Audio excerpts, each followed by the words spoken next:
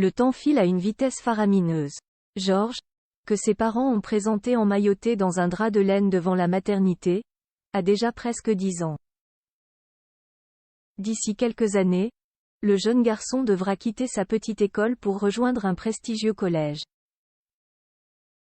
En prévision de ce grand jour, le prince, accompagné de ses parents, a visité le prestigieux collège d'Eton. George au collège, un lieu d'enseignement prestigieux, qui se paye. À l'occasion de cette visite, le petit prince portait un short bleu, une chemise bleue à manches courtes et des chaussures noires, tandis que son père avait opté pour une veste bleue et d'un pantalon foncé, à mi-chemin entre le formel et le décontracté. Kate Middleton, elle, porterait une longue robe fleurie dont elle a le secret. Elle avait en revanche troqué ses célèbres stilettos pour les célèbres sandales à talons slingback de Chanel.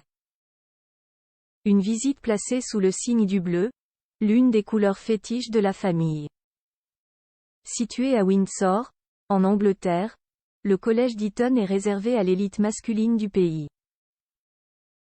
Et bien que l'école n'accueille les garçons qu'à partir de 13 ans, il y a fort à parier que Kate Middleton et le prince William ont souhaité familiariser George très tôt avec l'enseignement d'exception qui l'attend.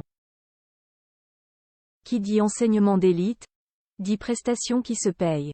En moyenne, une année scolaire à Eton coûte la bagatelle de 59 000 € environ. Le prince fréquente actuellement l'école Lambrook dans le Berkshire, tout comme la princesse Charlotte et le prince Louis. Un établissement prisé lui aussi, qui met l'axe sur l'environnement et propose des dizaines de cours de musique. George suit les traces de son père, le prince William digne héritier de son futur roi de père. Le prince George entrera dans le collège où jadis, son père était inscrit. On a en effet pu y croiser le prince William dès 1995. Mais le collège d'Eton est résolument un établissement scolaire prisé par la royauté, puisqu'outre William, on y a aussi vu le prince Harry arpenter les couloirs dès 1998.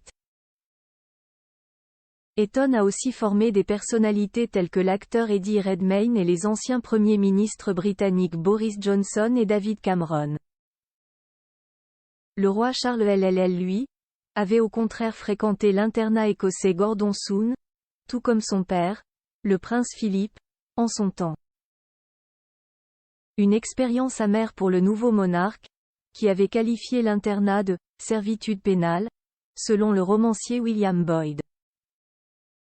Je suis toujours étonné par la quantité de pourriture dont on parle à propos de Gordon Soon et par l'utilisation inconsidérée de clichés anciens pour le décrire, avait déclaré le prince Charles lors d'un discours à la Chambre des Lords en 1975 avant d'ajouter « Elle n'était dure que dans le sens où elle exigeait plus de vous en tant qu'individu que la plupart des autres écoles, que ce soit mentalement ou physiquement. » Heureusement pour George, il semblerait que ses parents ne soient pas prêts à s'éloigner trop de leur premier enfant.